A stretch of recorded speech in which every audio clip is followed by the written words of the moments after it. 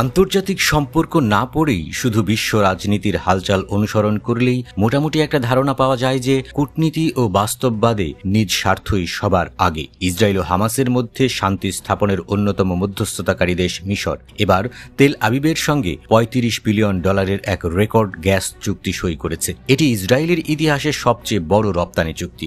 এমন এক সময়ে এটা হলো যখন গাজায় নির্মম গণহত্যার বিরুদ্ধে বিশ্বজুড়ে ইসরায়েলের সঙ্গে অস্ত্র ও বাণিজ্য বাতিলের দাবি উঠছে।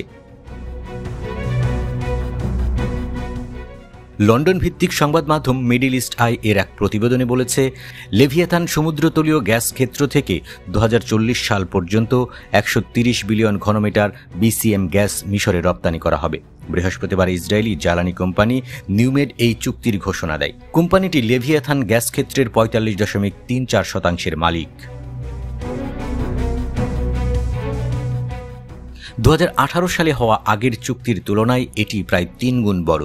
আগের চুক্তি অনুযায়ী বছরে 4.5 BCM গ্যাস সরবরাহ করা হচ্ছিল, যা গাজায় ইসরায়েলের হামলার পর একাধিকবার বন্ধ হয়েছিল। নতুন চুক্তি কার্যকর হলে মিশরের জ্বালানি নির্ভরতা আরও বাড়বে, কারণ গত 3 বছরে দেশটির নিজস্ব গ্যাস উৎপাদন ধসে পড়েছে। দেশটিতে বিদ্যুৎ সংকট তীব্র হওয়ায় গ্রীষ্মকালে লোডশেডিং বাড়ছে।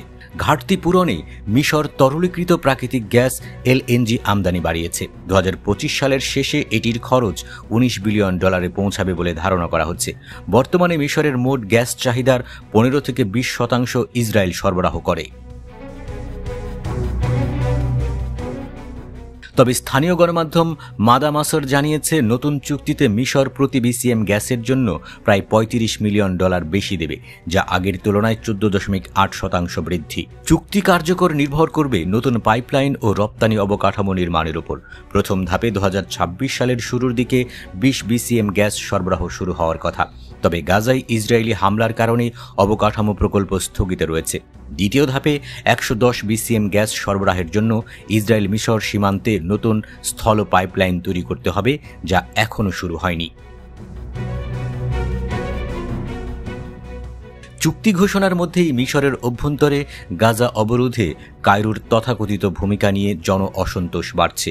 ইসরায়েলি অবরোধে প্রায় 200 ফিলিস্তিনি অনাহারে মারা যাওয়ার খবর প্রকাশের পর পরিস্থিতি আরও উত্তপ্ত হয়েছে। গত জুলাইয়ে কায়রোতে পুলিশ স্টেশনে হামলা এবং ইউরোপের বিভিন্ন রাজধানীতে মিশরীয় দূতাবাসের সামনে বিক্ষোভ হয়েছে রাফাহ ক্রসিং বন্ধের প্রতিবাদে। তবে president Abdel Fattah al CC এসব অভিযোগ অযৌক্তিক বলে প্রত্যাখ্যান করেছেন এবং গাজায় ইসরায়েলের গণহত্যায় মিশরের সম্পৃক্ততার কথা অস্বীকার করেছেন।